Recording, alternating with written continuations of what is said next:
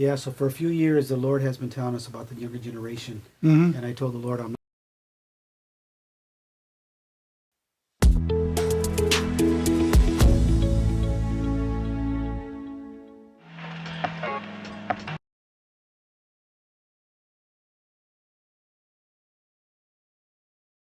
right now. I just got the notification. Okay. I hope so. No, yeah, I'm Yes, I'm looking at it over here. Okay. Yep, we are. Okay, cool. Okay, welcome everyone back to the 180 Shift podcast. My name's Ellie. And my name is Tara. Thank you so much for joining us. Just so you can know where you can find us as well, please look up our website, 180shift.org, and check out our other platforms on Instagram, 180shift, 180.shift, Twitter and TikTok are 180shift. Of course, you found us here on YouTube, so Shift 180, and then Facebook is Tara, and then the letter N, and then Ellie. A little bit of updates for everybody who's wondering. On Instagram, we have over 5,000 followers. And then on TikTok, we have 29.2 thousand followers. So we're getting to 30,000 soon. But for those of you who haven't gone to TikTok and followed us there, please do. But also invite your friends to follow us there because we're getting pretty close. Yes. But today we have a special guest. Can you please just introduce yourself real quick? Sure. My name's Kevin McNamee. What else would you like to know about me? Well, what do you do? Well, I usually introduce myself because I wear many hats. This way is that when I walk into my community college at Ventura College, when I walk into my classroom, my students call me professor. When I walk into my clinical practice, my patients call me doctor. Before I retired, when I walked into the police station, they called me police officer. And when I walk into the Ventura or the Thousand Oaks City Council chambers, they call me mayor. And then when I walk home and walk through the door, my wife says, "Who is that? Where is my husband gone?"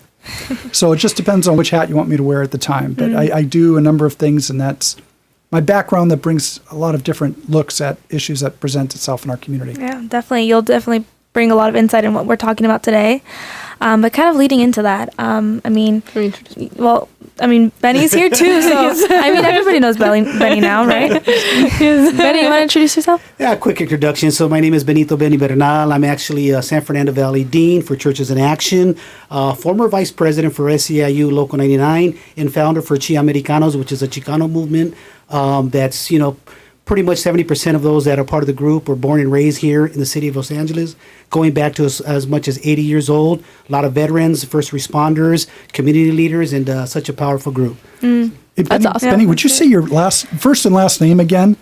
Benito Benny Bernal. That sounds so cool. Triple B. I like that. That just rolls right off the tongue. Did mom and dad plan that, or is that just sort of what happened? It just happened. Nice. Some improv. Yeah, that's great. Yeah. But kind of leading into it. We actually just went to another one of the Glendale, rallies today because they had another school board meeting. No, I didn't make it today. How was it? We got there we got there on time for when it was supposed to start, but not that many people were there at the time that we were there. The school board meeting had already started, but we got a couple interviews. So it was pretty empty. Interesting. And compared to last time? Yeah, compared to last time, the last two times that we've gone, there was just a lot of people there. Yeah. But we've also gone to Sataquai as well. Yeah. Where there was a lot of people there as well. That's awesome, though. So obviously no sparks flew at today's protest? Not that I know. They're probably, I don't know if they're still doing it. They probably are, but who knows? We'll see. Yeah. We'll see later on in the news, right? What happens if something happens. Hopefully nothing crazy happens. Yeah. Because that's never fun. Anyway. A lot of things that we do hear from, the Glendale protest or the Sataquai ones are that a lot of parents are frustrated with what they're hearing from their school leaders, right? Yeah. They always are, they have certain point of views, right? Or rights as parents to teach their children what they would like to teach them. But we see oftentimes that the parents are being ignored by school leaders and then officials and the school boards and things like that. But we could hear their take on it. You want to? Yeah, well, I'll get into that right now. But we do hear a lot of that right? Yeah, And absolutely, again, kind of yeah. like what happened at Satakoy was the parents wanted an exemption. They gave it to them, but it ended up not being a real exemption because they were just moved to another classroom and still continued with the same agenda or thing that they wanted to teach that day. So we're just seeing that and a lot of frustrated parents, but I just kind of want to get both of your guys' takes on what's happening there.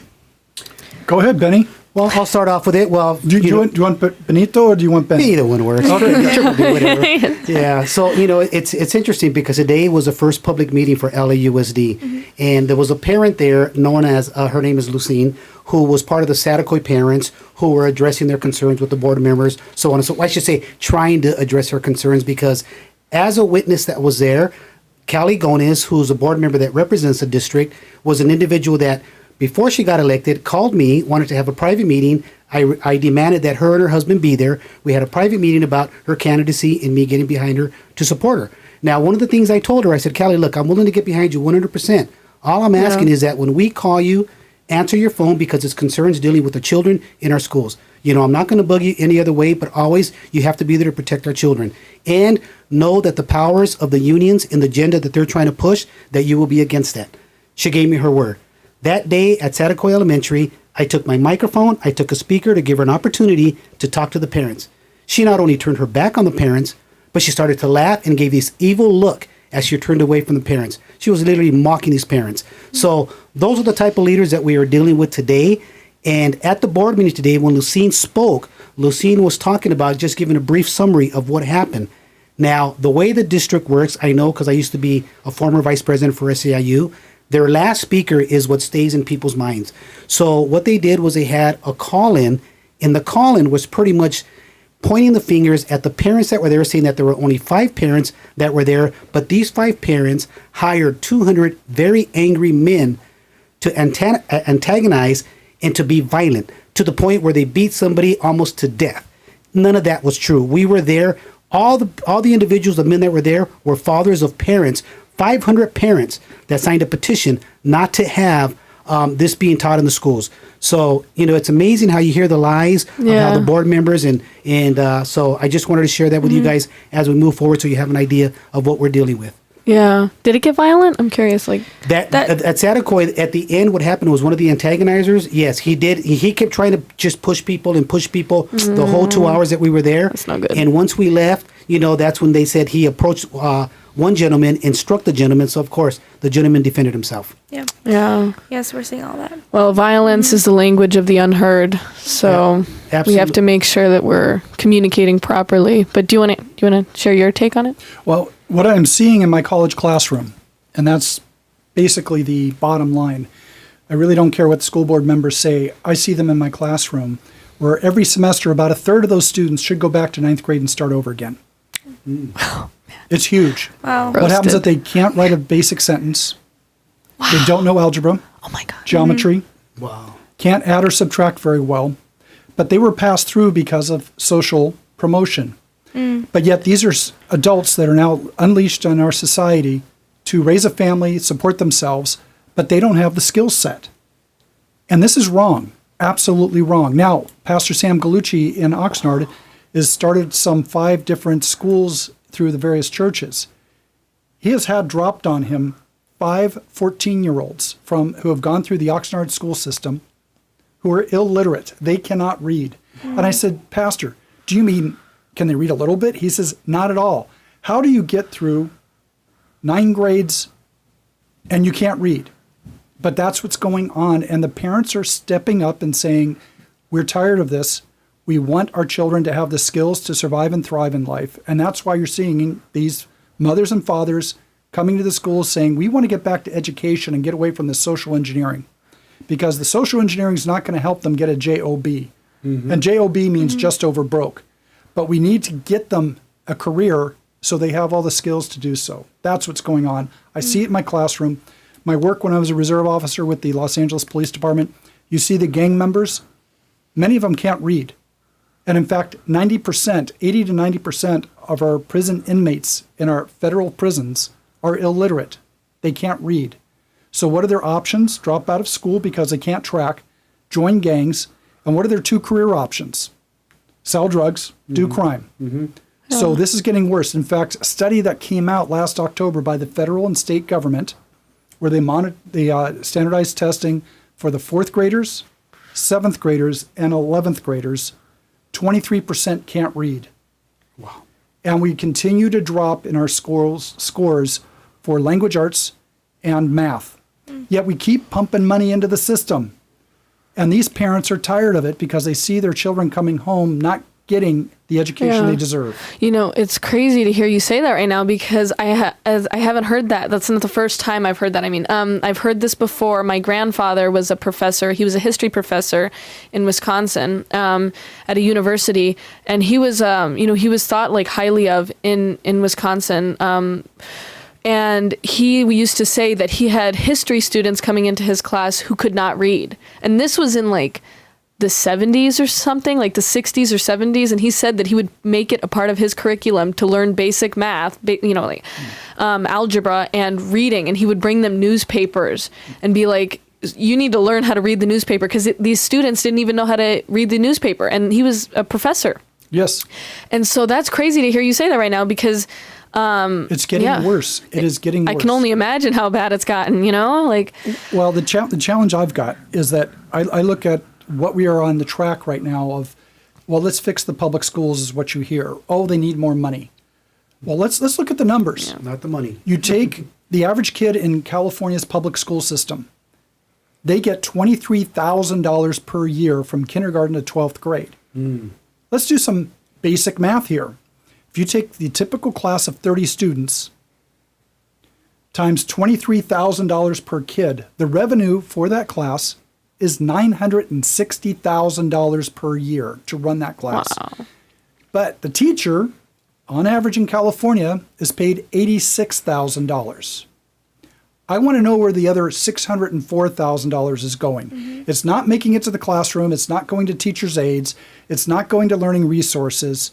It's going somewhere, and I think it's going to the administrators above who are overpaid and don't do much in the classroom itself. Wow. And that's, this money is not the solution here. Yeah. We have tried that for about the last 30 years. And the more money we throw at it, the scores continue to decline. California used to be tops in the nation in education. Tops, 40, 50 years ago. Now we're at the bottom at 49th out of 50th by some studies. Wow. So don't tell me that this is okay, school board members. This is not okay, and the parents are realizing it because their children don't have the skills to go out and support themselves after they finish 12th grade. I think the parents are very valid, very righteous in saying we demand more from our schools and we're not getting it. We want options. And the only ones that have options, choices to get their kid out of an underperforming public school are those who have affluent families. Because other options open to them, such as parochial school, private school, and homeschool. So all we're doing in our current system is perpetuating the cycle of poverty. Because when a mom and dad have their children going to an underperforming high school that is gang-ridden, drug-infested, the only option the kid has is a poor education. And when you give someone a poor education, they get a poor-paying job. When they have a poor-paying job, they have to stay in that poor neighborhood. And the cycle continues. I wish I made that up. But that comes from a 1960s civil rights leader named Malcolm X. And he called for a self-help program. And what I'm proposing for an initiative next November of 2024 is called the Children's Educational Opportunity Act. So the money doesn't go directly to the public school, the government-run public school, where central planners and bureaucrats make the decision as to where your kid goes to school and what they learn. Instead, it goes into an educational savings account that the parents can have established at the state level. $17,000 from Prop 98 money goes into that account every year. It's revenue neutral. It does not increase taxes. This is what the child's entitled to. Wow. But now from that account, the parent has the options of public school, charter school, parochial school, private school, and homeschooling. Yeah. Now they have the same choices as the affluent families. Why should they not have those options? Why should the poor families, the low income, moderate income, very low income, why should they not have the same options as the affluent family? And that's what I'm fighting for. Give the parents the deciding factor as to what's the best fit for their child in education. And that's what the CEO Act will do. That's amazing. Yeah. How has your journey been into creating this act?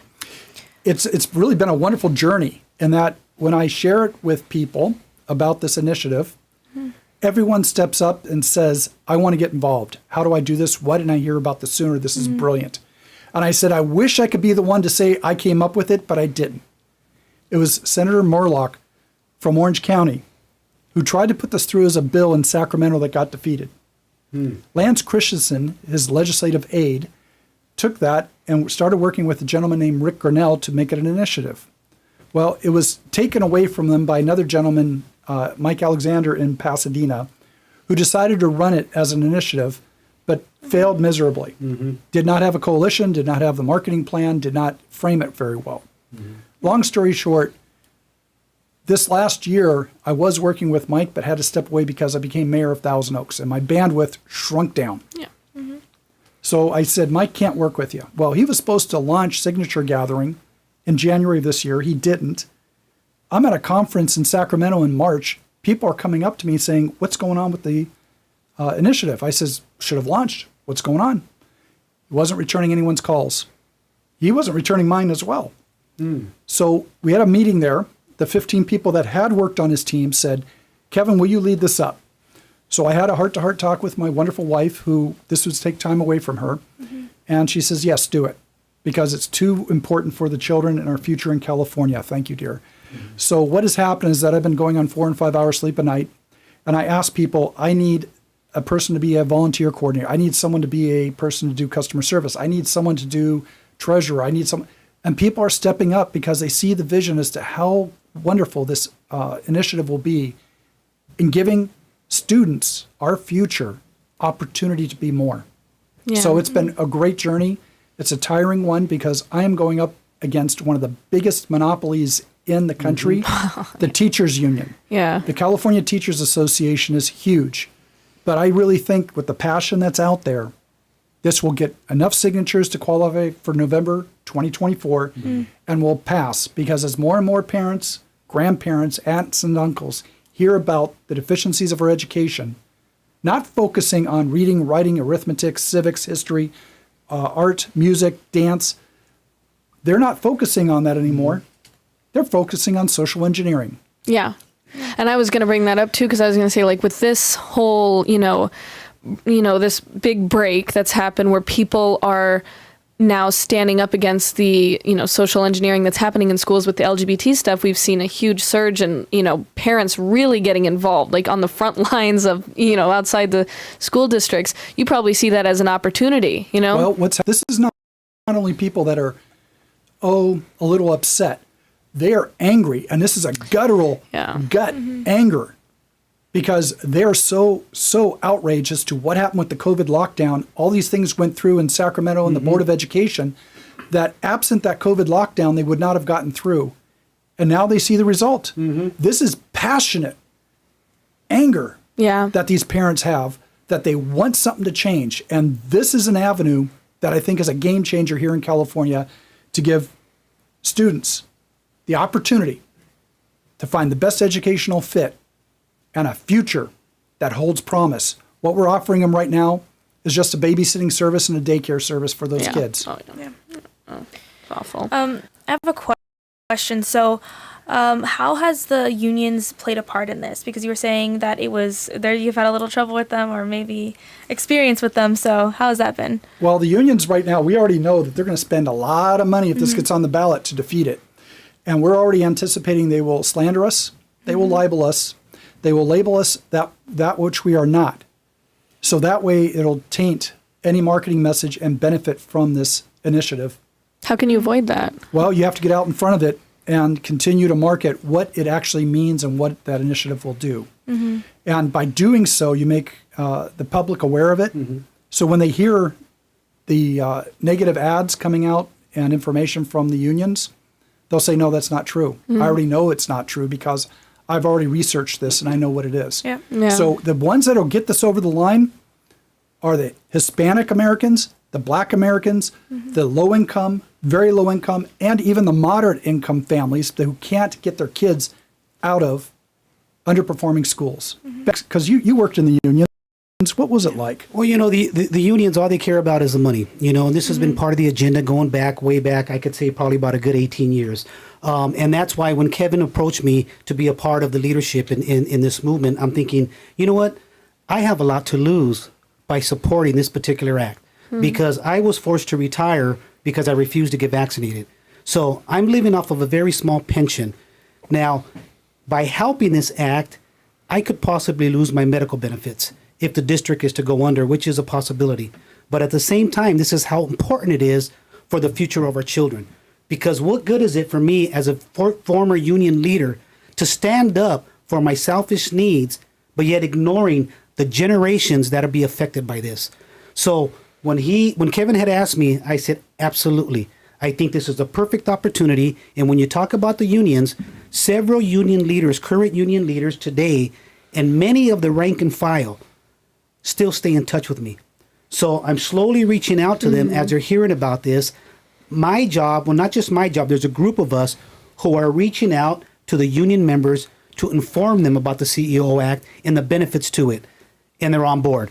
So it's slowly starting to happen, but because it's so meaningful for our children, they're willing to risk it all. This is more than just an initiative. It's becoming a movement. Yes. And as people hear about it, it's spreading like wildfire because they see this as an answer to their disappointment with the school districts. Now, Absolutely. Benny, to come back to your question, it comes up frequently, well, won't this close the public schools? Absolutely not. Because we have some very good public schools here in California. If you're happy with your public school, stay there. If you don't, parent, you've got an option, a choice to move that child to a school that's a better fit. So That's all we're doing. Now, if you look at Wisconsin, who's had vouchers in place for 5-7 years now, what they actually saw was that the cream of the crop did not leave the public school to go to the parochial school or private schools. What they found was that the public school classes became smaller, better instruction. They had to up their game. And the result? Increased test scores for both the public, private, and parochial students. It was a win-win. No school in the United States, to my knowledge, after studying this for a few years now, has ever closed because parents had the option to select a different education source than just the government-run public schools. None to my knowledge. Yeah, and we hear a lot about, these risks about suicidal teens, mentally ill, like the mental illness is off the charts. And I feel like when you have more freedom in something like this, and you're not confined to just like your local public school or something like that, and you are low income, that'll help with your mental state. You won't feel as trapped. Because that was one thing that I remembered from high school was people just feeling so trapped and like, I need to get out of here. And then blaming their environment, blaming their parents, blaming the system, whatever they're blaming. But, just giving that to them, I think it'll expand their view on life. You know what I mean? Like you're not, the way the school systems are now it's not like reality. Let me give you a little bit of history on education in the United States from the 1940s, 50s, 60s. Benny, feel free to jump in at any time. There was a time back up until about the late 1970s that when you went into high school, you would have a college-bound track, trade technical track. You would have classes that you could take on auto mechanics, home ec, carpentry, in laying high bricks. In high school? Yes. Metal shop, Plumbing, metal shop, wood shop. All those things Wood shops. were preparing those students who were kinetic learners, who like to work with their hands, and get into the trades. So when they graduated, they had a skill. They could get employed. What we're demanding of them, because this shifted in the late 1970s, early 80s, we took those away and said, everyone's college bound. And if you want to learn trade tech, you got to wait until you graduate high school. Who cares about Shakespeare when you want to go fix someone's pipes or pull wire? Yeah. It doesn't do anything for them. There are 4 different types of learning methods: visual, auditory, kinesthetic with your hands. Last one is read, write. Public school's set up for only one type of student, college bound, who can sit there, read the material, listen to a lecture, and regurgitate it. Yeah. This does not meet the needs of a good number of those students who see no purpose in some of the subjects that are taught. We need to get back to making education student fit, not institution fit. Benny, what are your thoughts? You were there at that time when you had that I think shift. you're right on point. You mentioned something about the needs, but it doesn't meet the needs of the community as well. Because there are coming from a lower income community, being born and raised in Pacoima, California, a lot of the family members and friends that we know there ended up being our mechanics, ended up being our plumbers, our contractors, our electricians, so on and so forth. These are the individuals, and where do they learn these crafts? Middle school and high school.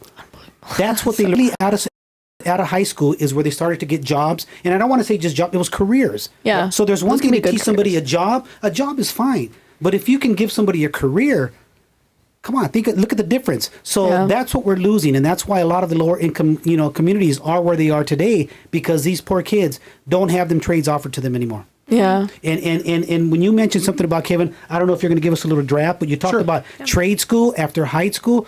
Once you see the way this program is laid out, the CEO Act is laid out, I think everybody's going to jump on board. Ladies, do you want me to show you that real Yes, quick? I we would would. love that. Yeah. Now, I need your guidance from you. If Okay. anything you're not seeing works, let me know. I'll try to make it a little bit darker. Yeah. Or if I'm off the board, Okay, you yeah. can't see it, let me Yes, know. I'm going to move the microphone away for just a second. Yes. Okay. And if you can't hear me, tell me and I'll come back, okay? Okay. Okay. Sounds right. good.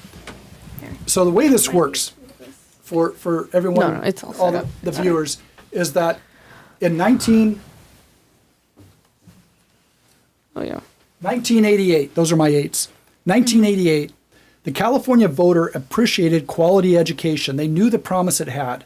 So they passed something called Prop 97. Geez, how to do a... Brain scan.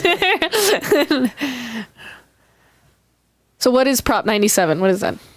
What it is, hold on just a second. What it is that it allows us to take money that was originally destined to go directly into the government-run schools. I'm going to do PS for public school. What happened was that all this money here, a certain percentage of the California budget goes to the public schools. Guaranteed. Well, what happened is that now we get what we get, $23,000 per kid, and declining scores and skill level. Yeah. What this initiative is going to do is you take every kid, kindergarten through 12th grade, and divide it by that Prop 98 money. Sorry, Prop 98. That is $17,000 per year per child. $17,000 for every kindergarten through 12th grade. That's how much money we're talking about. Okay. So we're going to divide that among all the kids. Now, parents now have an option, they don't have to do it, to set up what's called an educational savings account, ES at the state level. ESA. An ESA. You don't have to do it if you don't want to, parent. But instead of that money going directly into the public school, the ESA gets funded every year $17,000. A lot of money, isn't it? Yeah. So here's the way it works. Johnny gets enrolled at the local kindergarten.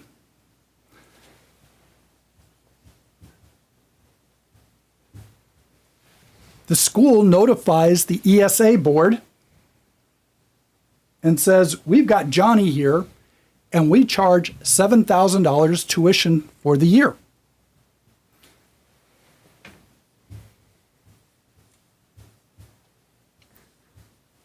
So the ESA board sends the $7,000 to the school directly. The parents never touch the money. Now you're asking, and you should be asking this question, wait a minute, that was $17,000. Why is it? Where's the tuition $7,000? What happens to that $10,000? Yeah. I know, I heard you. I could feel it. I can feel. So that $10,000 sits in that ESA account, collect, and it can be used for future educational expenses. Got me on that? Yeah. So let me erase real quick. Yeah, let me do that. And I'm going to walk you through kindergarten through 8th grade on how the numbers work. Okay. Yeah, it's Prop 98, sorry. Now that is the parent's ESA account, correct? No, it's the kids' ESA kids' ESA account. Yep, Okay. but the Okay. parent needs to sign them up for it. Okay. Okay. And parents, sometimes, if you don't want to sign them up for it, fine, just keep doing what you're doing. It's okay. So let's do it this way. Okay. Kindergarten through 8th grade, Yeah. $7,000. $7,000 per year, right? Yeah. $10,000 is left over. All the way through. All right, let's do some basic math. 10,000 times 9, what do we get? 90,000. $90,000 is sitting in that ESA account for future education plus interest. I didn't even include that. Now, Johnny's mom and dad say, you know what? We're going to send our child to a high school that charges $20,000 a year.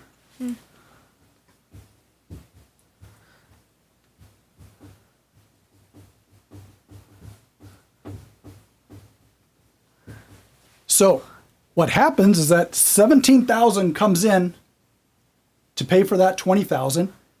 Out of this 90,000, 3,000 comes in from that.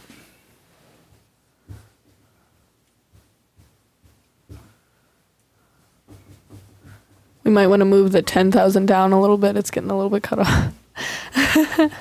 This 10,000. Yeah, that It's 10,000. okay. Yeah, I mean, right. yeah. Yeah, Okay. okay. I mean, I feel like I can see it. Yeah. So what now happens is that the 17,000 comes in from the ESA automatically from the state every year. 3,000 comes from that ESA account of 3,000 to make the 20,000. They do that every year for 4 years. So if you take 3,000 times 4, it gives me 12,000. So what we're left with here, 78. can you see that on the board okay? Yes, we can. Yeah. You are now left with $78,000 in that ESA account for trade technical school, community college, Bingo. university, postgraduate studies for the remainder of that child's life. And You it's- definitely get a bachelor. And this goes a long way to reduce Yeah. or eliminate Yeah. student loan debt. But you're saying, okay, so I'm gonna be a dummy here, but so it's is okay. this, so the parent signs up for the ESA, right? And then signs their kid up for the ESA. signs their kid up for the ESA, and I'm assuming that all the kid needs to be is just a United States citizen, right? Nope, So they, nope. It's open to Okay, that's- every student here in Whoa. California. Not Wow. it's not based on family income, their race, their immigration status, because that's the way our schools work in California right now. Do we say, oh, you can't come to our public schools because you're here in the country illegally, or you're not a U.S. citizen? No, we have to teach these kids. Yeah. They're here. The Supreme Court's already made a decision on this. So kids that aren't U.S. citizens or brought here illegally, they're eligible for this because they're already here. This is their money, yeah. and it's already going to the government-run public school. The only difference is we're allowing the parents to decide and give them 4 options. And that's not how it is right now, Or just 5 to options. clarify. Yeah, right now it all goes just directly to the public school, the government-run public school. It goes to public school, charter school. We're opening up the options of parochial school, private school, and homeschooling as well. So you got 5 options That's there, amazing, parent. Take yeah. your pick. So where are we in this movement, as you We said? need, good question. I'm going to erase the board again because I'll show you what's going on here. Oh, by the way, this ESA money, I understand that you and your husband have like 4 kids and you're never going to use, is that mine?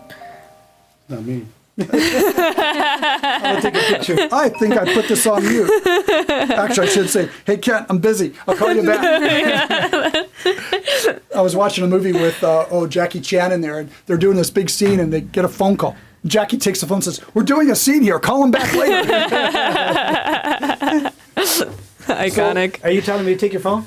Yeah. Take my phone. So just so you understand, again, I gave you 4 kids here about 20 years from now. Are you aware of that? Congratulations. I am already halfway there. Okay, so go.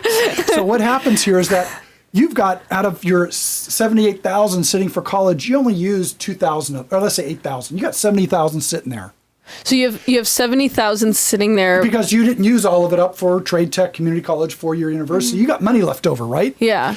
And I understand one of your kids is really, really bright and wants to go off to medical school, and she's looking at a bill of $200,000 to get through medical school, Yeah. right? Yeah.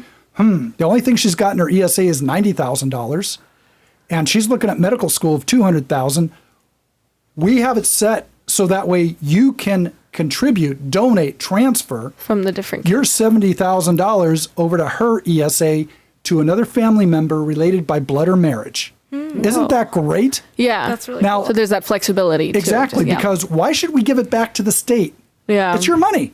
Yeah. And the other is it's more targeted because it's your own family. You can get it to them. So the nieces, nephews, the aunts, the uncles, grandparents, they all can be involved. So if you have a kid who just wants to be an electrician and just wants to go to trade school, but he has leftover money that can go to the sister who or the Absolutely. cousin who wants to go to medical school. Exactly. So why should the affluent parents be able to do this because they've got the money? Yes. Yeah. The moderate, low income, very low income family should be able to do the same. Yes. Yeah. Wow. And, Does and this think make about how sense? much that could help this country because there are a Absolutely. lot of low income people who have the ability to, help these industries. Yes. And they never get to, Now, know? I'm doing the absent-minded professor. Why did I erase this board? Where am I going?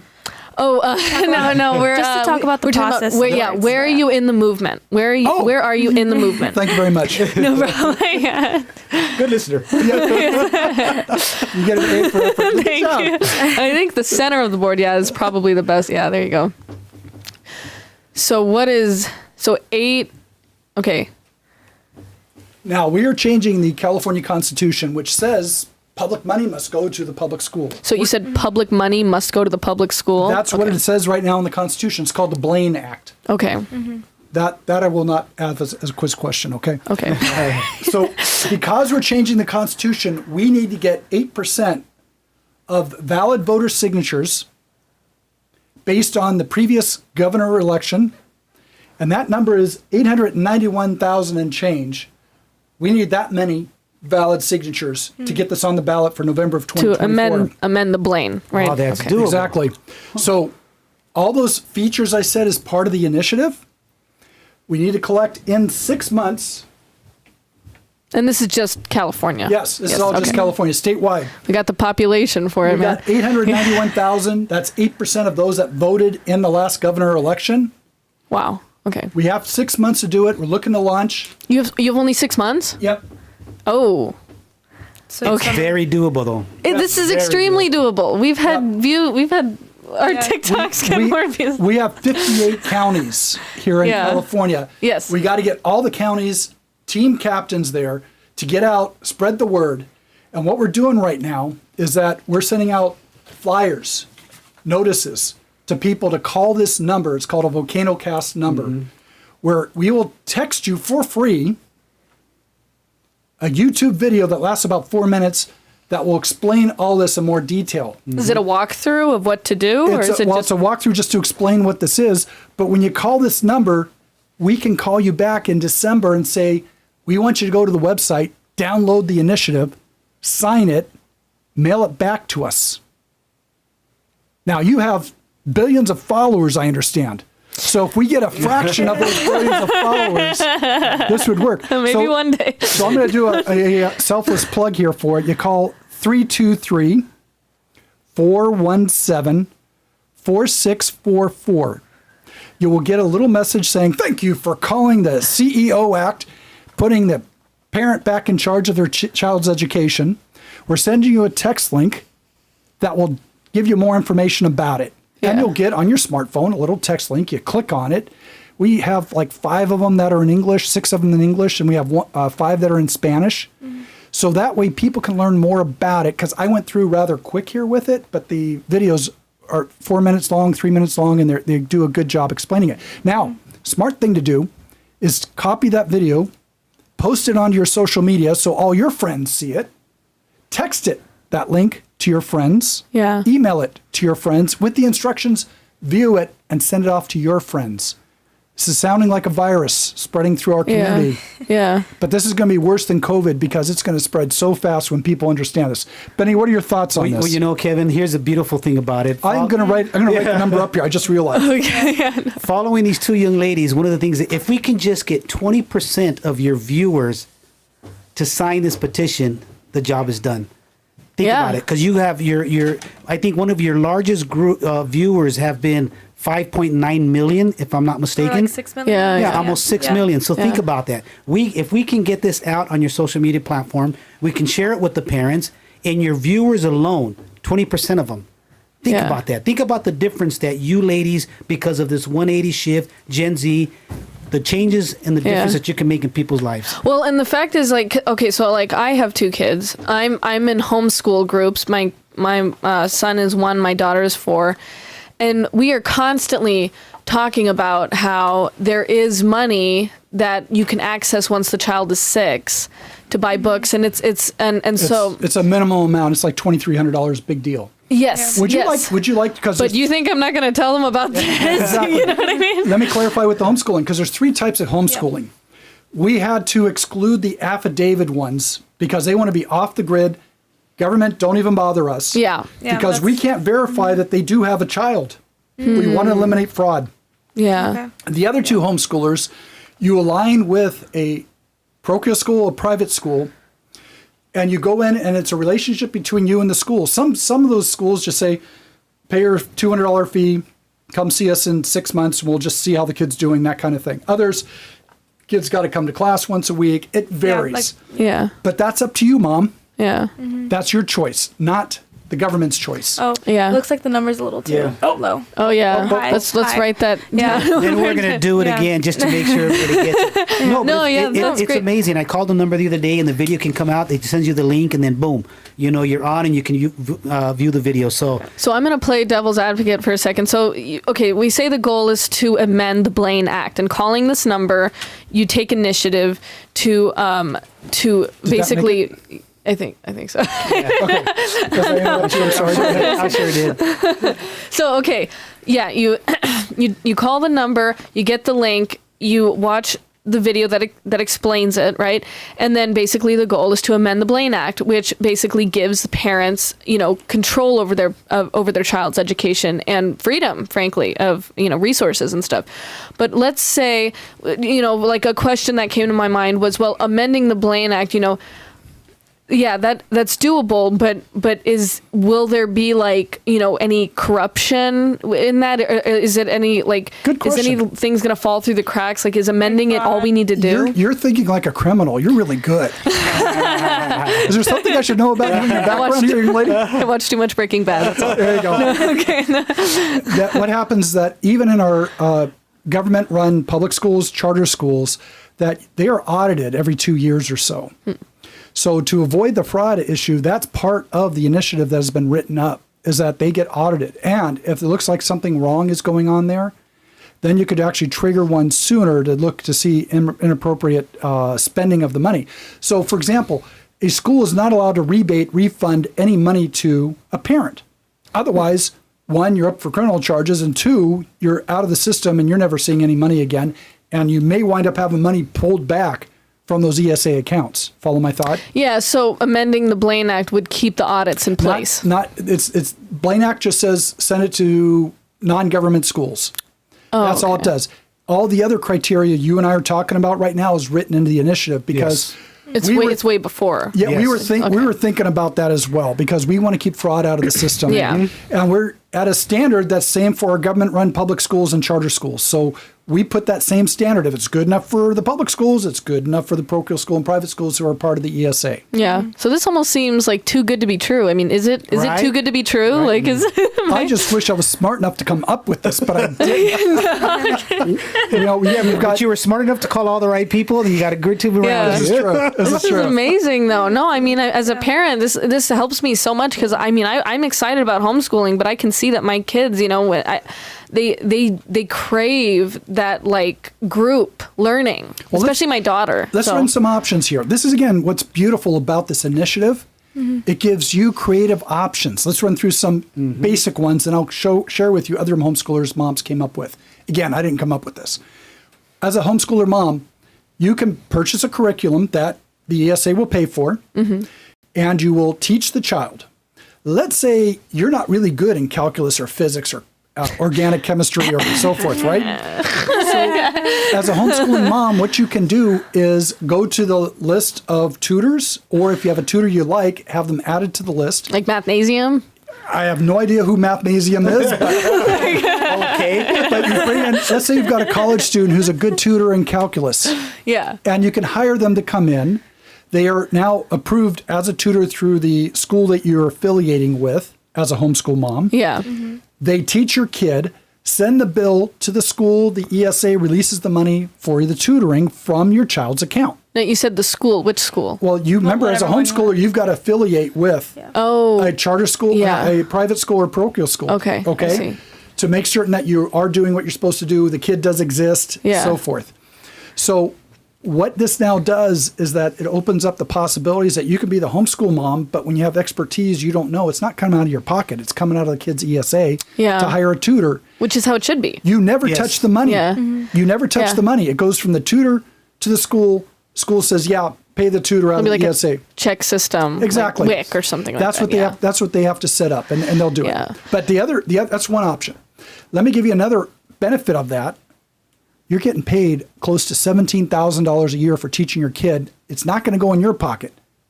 Take 17,000 times 13 years. Yeah. We're at what, $240,000 right there for college for your child? What mind blown. We're going to be seeing a lot more people in college if this works. Exactly. Yeah. We got to get it passed. That's why we Yeah. need you and your tremendous following to get on board with this. So what's going to happen here is that let me run through another model, which is really cool. Yeah. Benny, feel free to jump in here, given your union background and organization.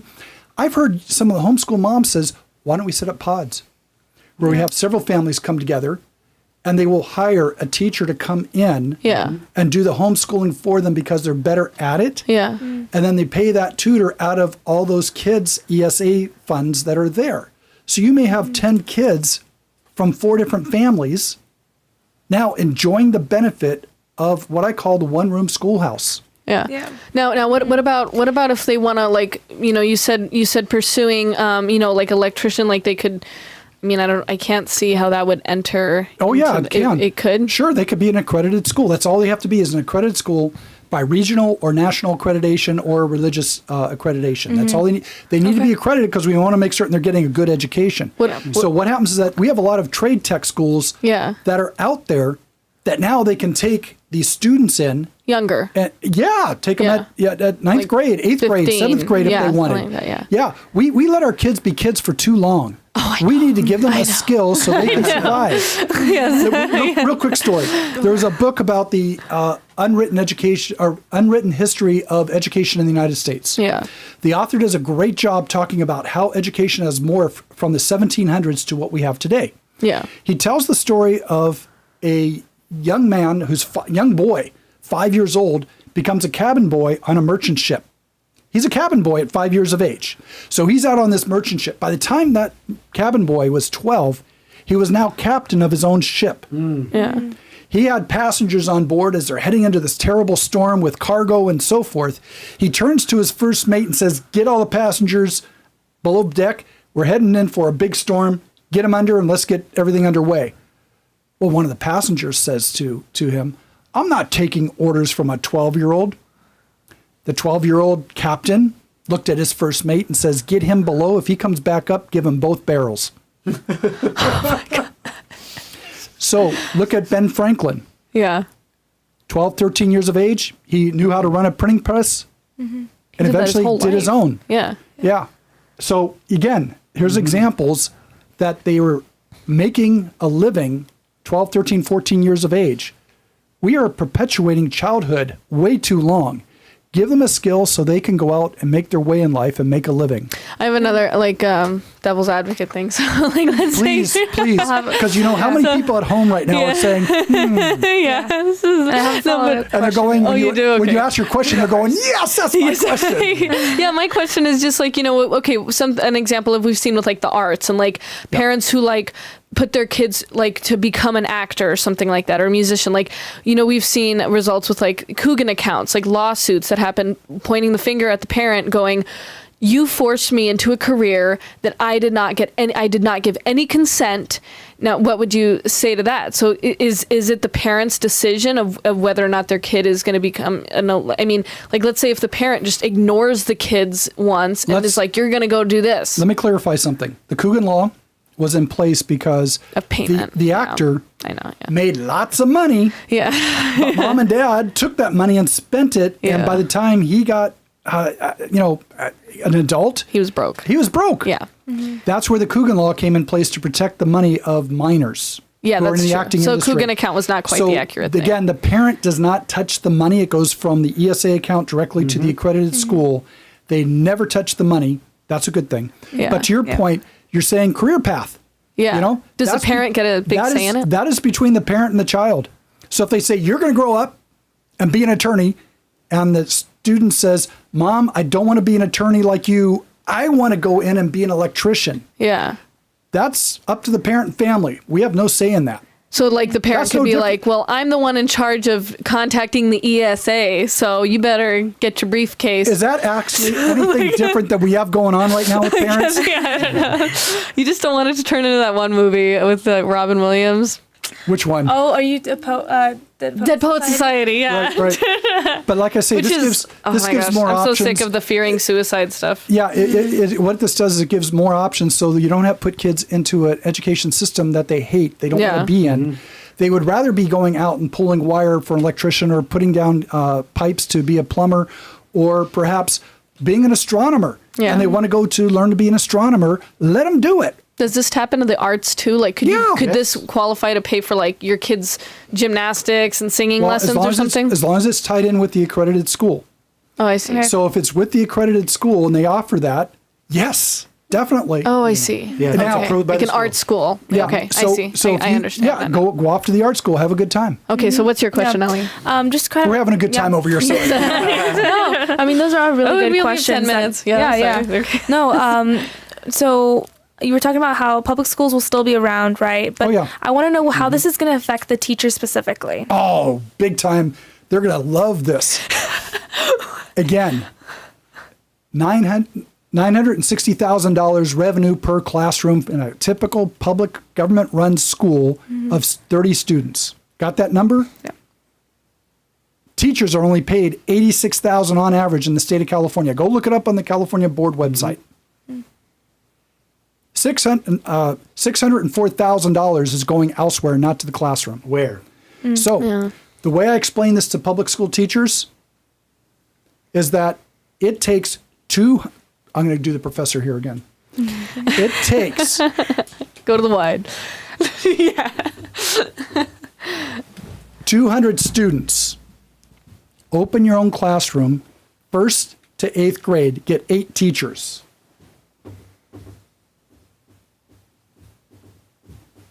This is the fun stuff. With 200 students, only take $10,000 out of the 17. So you leave $7,000 in there for their future education, right? Yeah. And these numbers What- can change. Yeah, well, what happens is that 17,000 will grow with the California economy. It has never gone backward. Oh, Okay. wow. So this is gonna be more in the That future. was interesting. Yeah. So if you just take $10,000, instead of paying the teacher $86,000 a year,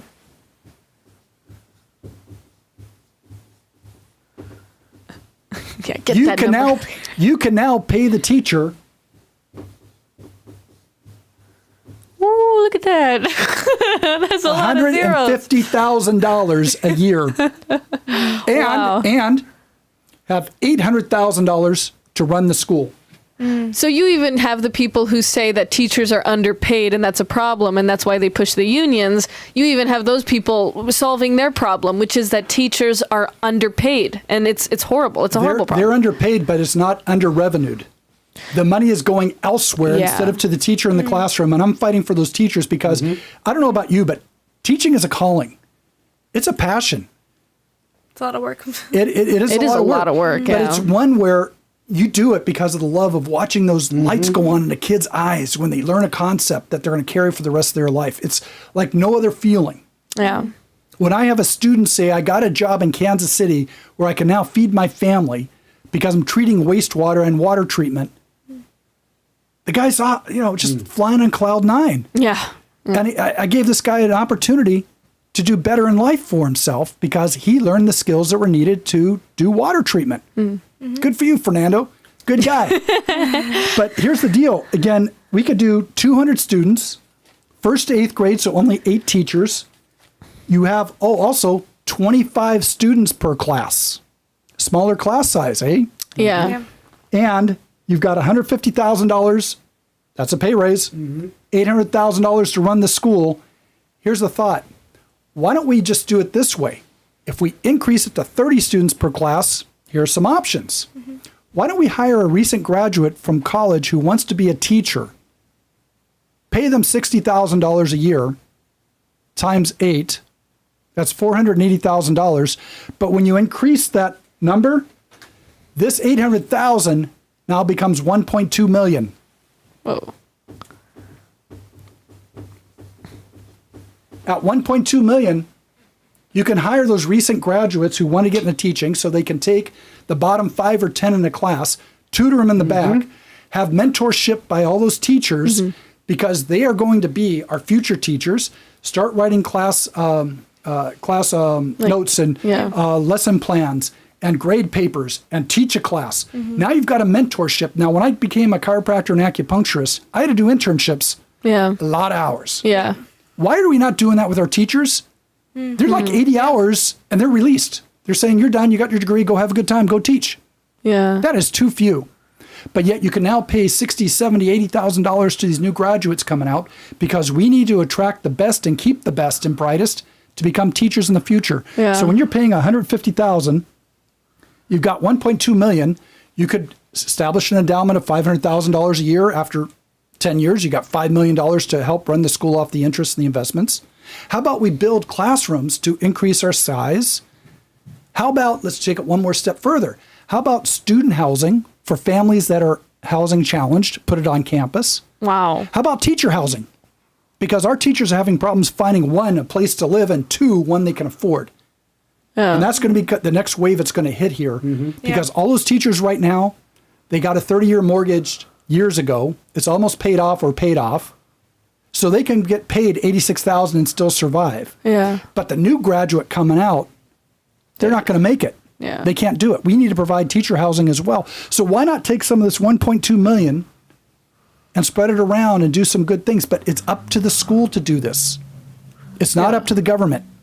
Find the needs in your marketplace, address those needs. You've got the revenue. Yeah. Principal, teachers, have at it. Yeah. Let's bring farming back. Yeah.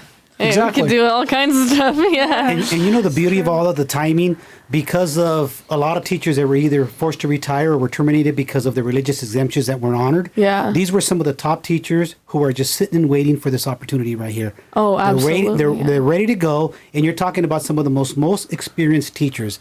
So they're little by little they're contacting like, here you're talking about the CEO Act. I would love to be one of those teachers, so on and so forth. I'm like, well, that's not my decision to make, but I'm glad to hear from you, and that's great to hear. So just want to let the parents and your viewers know that it's not like they're going to be starting off new, reinventing the wheel. There is a large group of teachers, a large group of staff members that are ready to go and ready to rock and roll. Last week I was at a meeting, and the one gentleman is a pastor out in Lancaster.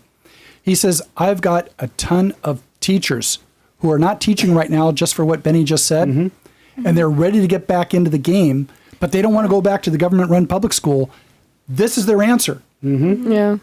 This is what they can do with 200 students. I'm sorry, go ahead. Well, no. I just have one more question. So, for being a part of this, can you just explain one more time how you do it? And then is it Okay. like something you sign, or you said it was something that you mail back? Sure. And then do you have to be a parent or have someone in school in order to do this? Like, Great question. Let me walk you through it from the beginning, and I'll do it in 2 minutes. okay. Yeah, which was In 19, is that about right? In 1988, Californians passed Prop 98 Okay. that allocated a certain amount of the state budget to go to education. This initiative will take what's the $17,000. If you take that Prop 98 money today, divide it between kindergarten through 12th grade, that's $17,000 per student. Now, instead of it going directly to the public school, the parent has the option, they don't have to, set up an ESA account at the state level for that child. It's their own personal account. That money gets put into that ESA. Parents enroll the kid in an accredited school. School contacts the state. State releases whatever that tuition money is. And again, that case I gave you. That is done kindergarten all the way through to 12th grade. Any money left over after 12th grade, the child can use for trade tech, community college, university, post-grad for the rest of the kid's life. And at any point after 18 years of age, wants to transfer it over to a relative, family member by blood or marriage, can do so to help them. It's that simple. Now, the number you want to call to be on the list, so when we do the initiative drive and ask for your signatures, is 323-417-4644. 323-417-4644. Call it. We will text you a link. It'll explain more from a YouTube video of 4 minutes. But that's my elevator pitch, and I'm sticking to it, young lady. That's great. Right, Awesome. And then, Thank you so much. just, do you have to be a parent in order to do this, or can just anyone? You have to be the parent. to sign the in order initiative? to sign the initiative. Any voter in California. Any voter in California. Okay, Yes. so then there are no excuses. Then you got to do. Everybody has to do this. Absolutely. I've had some say, "Well, I'm out of college now. I don't need this." I'll say, "Are you going to have a family at some point? Yeah. Are your brothers and sisters going to have some children? They need it. They need it. Yeah. Oh, my kid's already growing up. Well, you know what? You're going to have grandkids. Plus, you know? it's not, doesn't even take that much time. Just do the right thing. You know, just like, all right. So now, yes. are the taxes going to go up at all because of this? No increase in tax revenue, is. or it's revenue neutral, because this comes out of Prop 98. Actually, is it money that's already That's there? a great question. Yeah, I didn't good think about question. that. Yeah, So it's no revenue tax. neutral, no tax increase. Not going to cost And- anybody a penny more. And you don't get taxed at all either. Yes. Wow, that's amazing. Okay, All and I right, think so we've run out of it's time. time to close. Thank you Yeah. guys so much. This was very informative. I'm definitely going to be pushing this. Yep. We just got cut off. We just got cut off. All right. Okay.